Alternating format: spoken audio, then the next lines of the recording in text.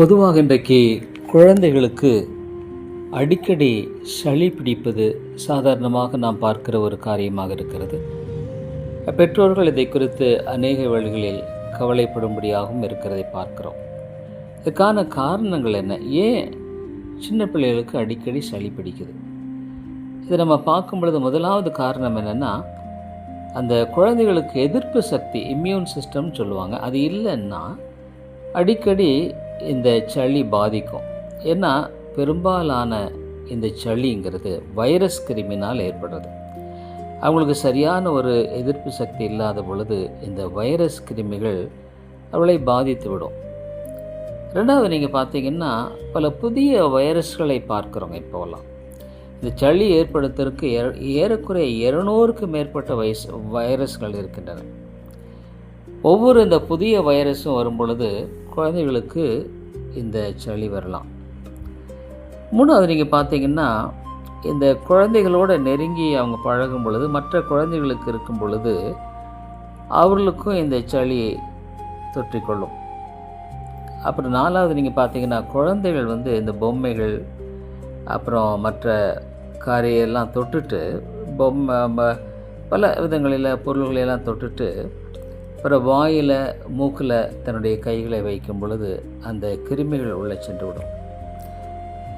எப்போவுமே சின்ன குழந்தைகளுக்கு அவ்வப்பொழுது நம்ம கைகளை சோப்பு போட்டு கொஞ்சம் சுத்தமாக கழுவி விட வேண்டும். அது செய்யாதது அந்த கிருமிகள் அவர்களுக்கு பாதிப்பதற்கு ஏற்படைய தன்மை உண்டு.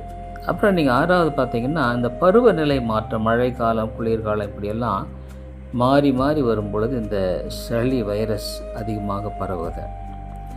வீட்டில் யாருக்காவது சளி இருந்தால் கூட பெற்றோர்களோ அண்ணன் தம்பிகளோ இருந்தால் அவளுக்கு பரவும். எப்போவுமே சளி இருந்தால் மாஸ்க் போட்டுக்கிறது ரொம்ப நல்லது.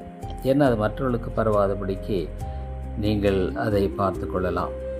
ஆகவே இந்த விதமான பல வழிகளில் இந்த சளி பரவுது. நம்முடைய ஏற்காடு கிரேஸ் ஆஸ்பத்திரியில் சளிக்கான சரியான சிகிச்சை கொடுக்கப்படுகிறது. டாக்டர் ஜோயல் இளங்கோவன் அவர்கள் குழந்தைகளுக்குன்னு சிறப்பாக அந்த சிகிச்சை அளிப்பதில் திறமையுள்ளவராக இருக்கிறார். நீங்கள் தயவுசெய்து இந்த மாதிரி அடிக்கடி உங்கள் குழந்தைங்களுக்கு சளி பிடிக்குமானா கிரேஸ் கிளினிக் ஏற்காடு இப்போ நம்ம புதுசாக பஸ் ஸ்டாண்ட் பக்கத்தில் ஆரம்பிச்சிருக்கிறோம்.